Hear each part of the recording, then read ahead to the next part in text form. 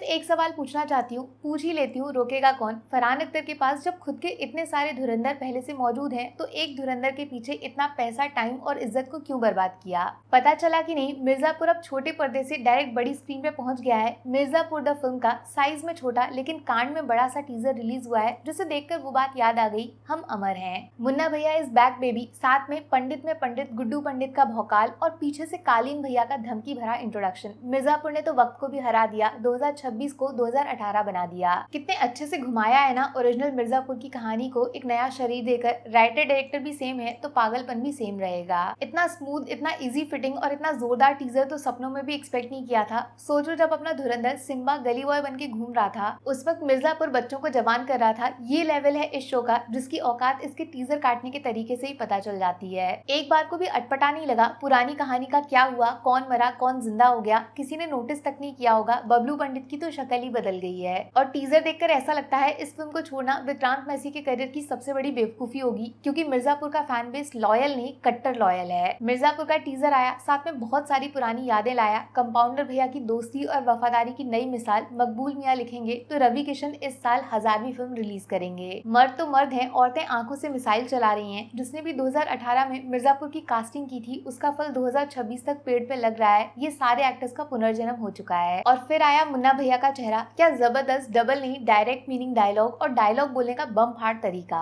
पता नहीं ये कब हुआ, किसी को रियलाइज तक नहीं हुआ मुन्ना भैया मिर्जापुर के लीड कैरेक्टर कैसे बन गए, वो भी इतना जरूरी कि जिंदा करने के लिए सीरीज को फिल्म में बदलना पड़ा। गुड्डू भैया का पागलपन तो सारी लिमिट क्रॉस कर रहा है। पिछली बार एक की आंखें फोड़ी थी, इस बार लगता है आंखें ही बचेंगी, बाकी सब बाय बाय गुड बाय। सच बोलूं, फाइनली ऐसा लग रहा है बॉलीवुड से कोई तो ऐसा प्रोजेक्ट आ रहा है जो टोटली आउट ऑफ सिलेबस होने वाला है। पहले से बता पाना मुश्किल है ये मिर्जापुर का लेवल कितना भयानक और सरप्राइजेस से भरा होने वाला है। इतना गंदे तरीके से वेस्ट किया है ना इन तीनों कमाल के एक्टर्स को बॉलीवुड ने मिर्जापुर में इनका परफॉर्मेंस देखने के बावजूद। फाइनली इस टीजर को देखकर दिल को सुकून आया है। नाम से फिल्म को कोई भी बड़ा बना सकता है, लेकिन काम ऐसा करो कि नाम की जरूरत ना पड़े, वो सिर्फ मिर्जापुर कर सकता है। देखो, सबसे बड़ा सवाल तो यही है कि मिर्जापुर को सीरीज से फिल्म की शक्ल देना कितना सही या कितना बड़ा रिस्क होगा, जिसमें सबसे बड़ा विलन सेंसर बोर्ड बन के आएगा। क्या लगता है आपको, जिस तरह ओटीटी पे मिर्जापुर ने इतने भयानक मारकाट सीन्स और गर्मागर्म एंगल्स क्रिएट किए थे, उसका 10% भी अलाउ नहीं होगा थिएटर के अंदर। मिर्जापुर करने वालों को और उसे देखने वालों को आदत है सब कुछ खुल्लम खुल्ला करने की, और जब सेंसर बोर्ड की कैंची से डर के सीन्स का लेवल जानबूझ के कम किया जाएगा तो जादू खत्म हो जाएगा। देखो, सबको पता है मिर्जापुर का सीजन 3 हर किसी के लिए चाय की प्याली नहीं था, not everyone's cup of T, लेकिन इसका मतलब ये तो नहीं है कि पब्लिक से उसका बदला थिएटर में पैसे छाप के लोगे।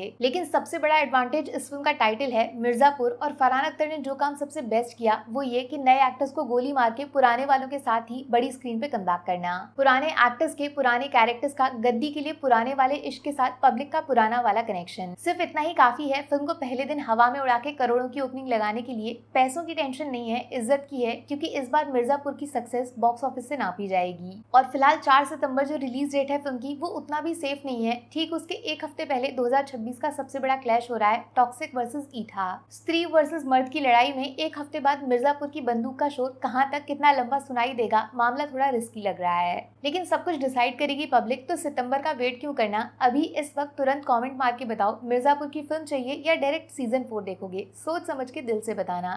Take care, bye bye.